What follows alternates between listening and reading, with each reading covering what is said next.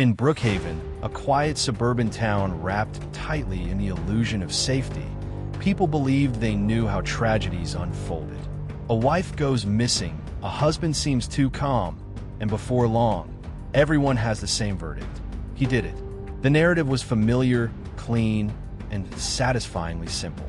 For weeks, the town and the media convicted Ethan Rowe without a shred of hard evidence.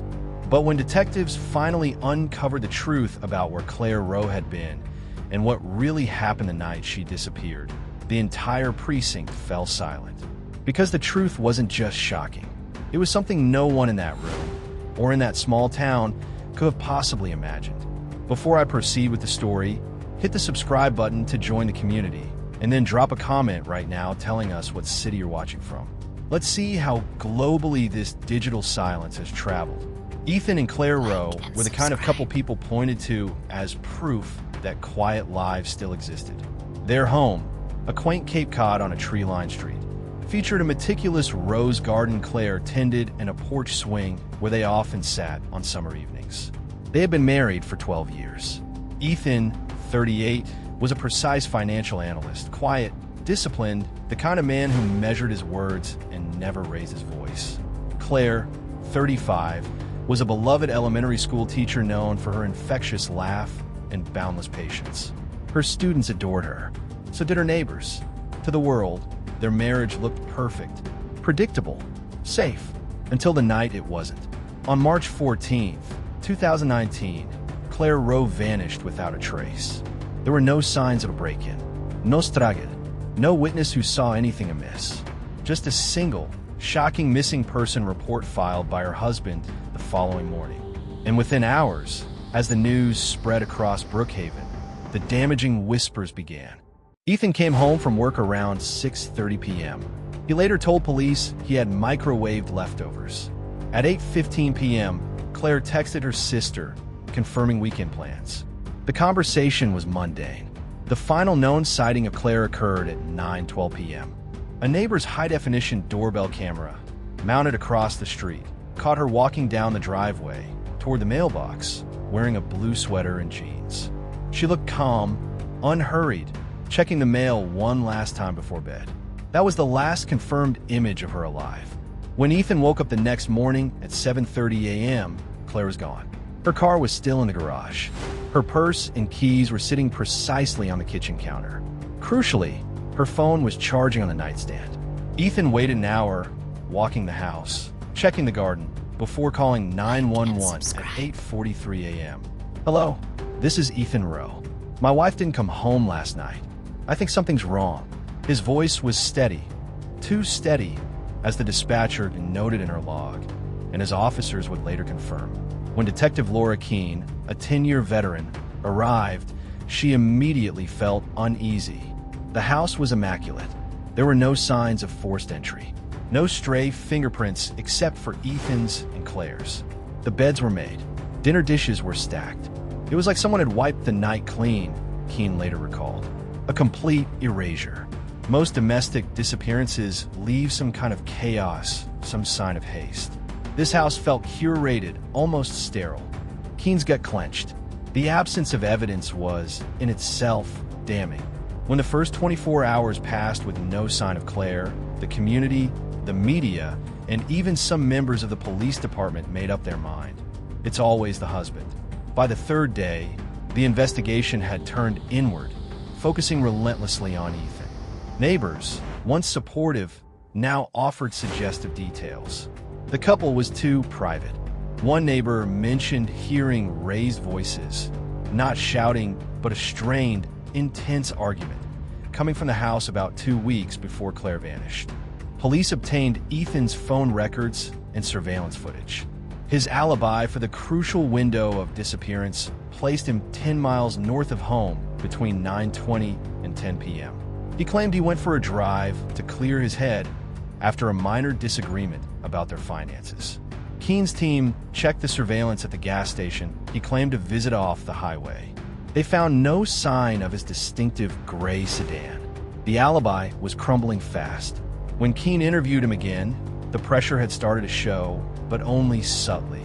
He remained polite, cooperative, even offering to make them coffee. But his detachment was now noticeable, a thin shell of exhaustion over profound distress. "Mr. Rowe," Keene asked, leaning across the table, watching his eyes, "is there anything, however small, you're not telling us about that argument or about your drive?" He exhaled, rubbing his temples hard, leaving a smear of sweat. "Detective, I don't know what you want me to say. I didn't hurt her. I love my wife." To Keene, who had spent a decade analyzing vocal patterns, the words sounded like a rehearsed response to an inevitable accusation. The public agreed. Within days, local reporters camped outside the Rowe home. True crime blogs tore him apart, analyzing every press conference, every blink, every tone of his voice. The consensus was vicious and absolute. Guilty. "He's just waiting to slip up," read the top comment on a local news forum.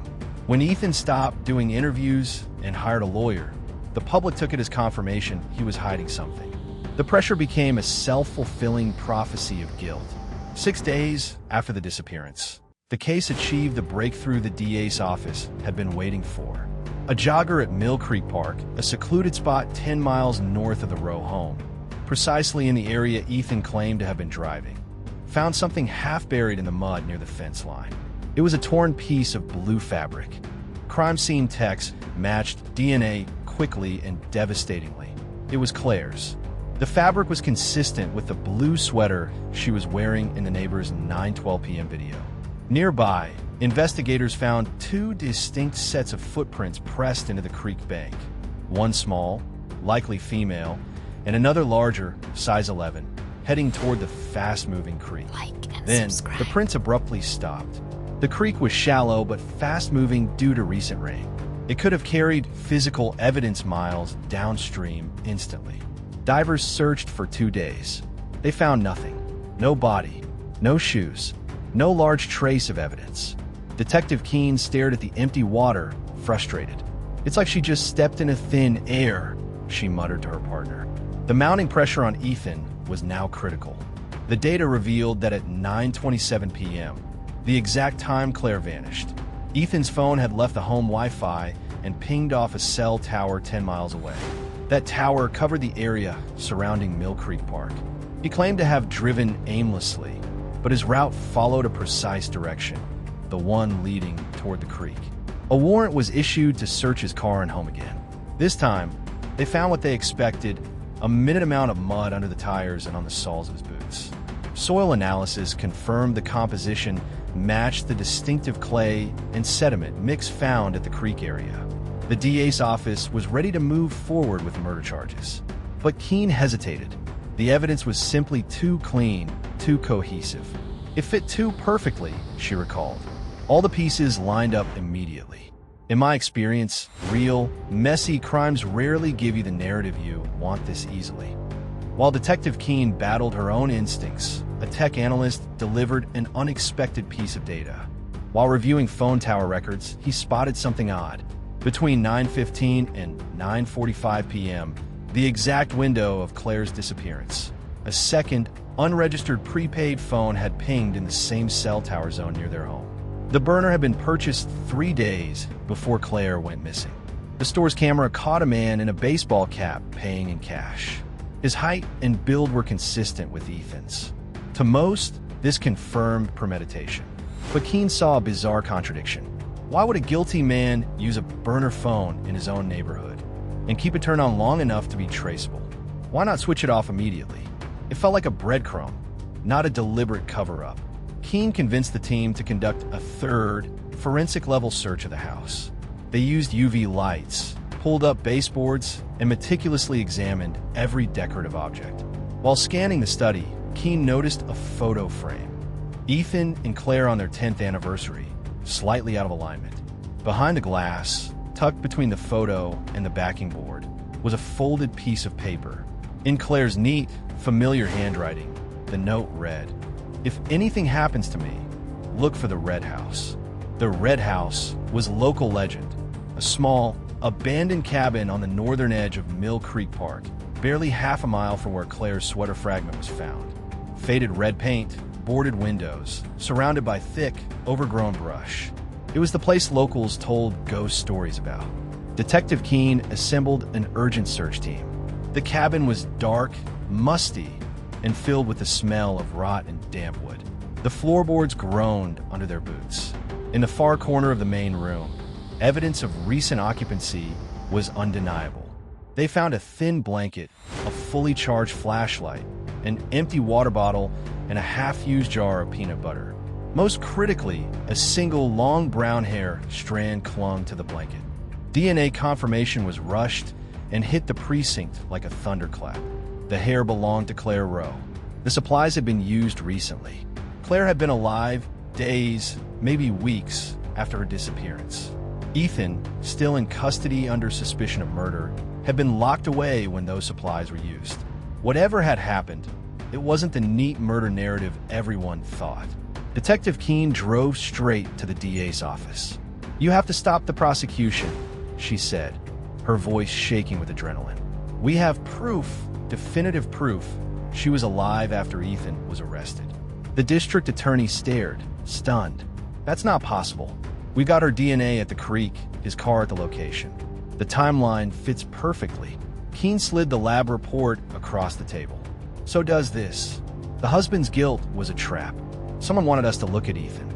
By nightfall, the media found out. Murder victim possibly alive, police under fire." Brookhaven turned on itself.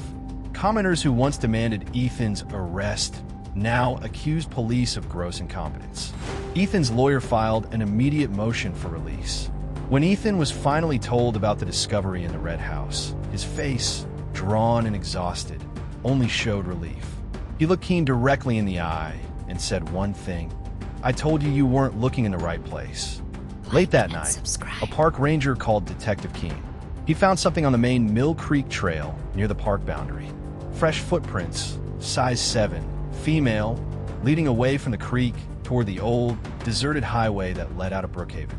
Next to the footprints, weighted down by a single, smooth river stone, was a third and final note. Keene knelt in the dark, rain pattering on her coat, and read the note over and over. It read simply, "Stop looking for me." If Claire was alive, she wasn't just hiding. She was running, actively trying to evade her own rescue. But from what? And if Ethan wasn't her killer, who was she so afraid of that she'd rather vanish than be found? In Brookhaven, everyone thought they knew the story. A husband, a missing wife, a clean narrative that made sense. But the moment detectives found Claire's note, everything they believed unraveled. Claire Rowe wasn't just missing. She had chosen to disappear. And the question left hanging in that cold, rainy night wasn't who killed her. It was what was she so afraid of that she'd rather cut all ties and sacrifice her entire life than be found? Whatever the answer was, it wasn't going to be simple. We're safe. The truth was hiding, just like Claire. This was Trace Crime Files. Subscribe for more stories where truth is stranger than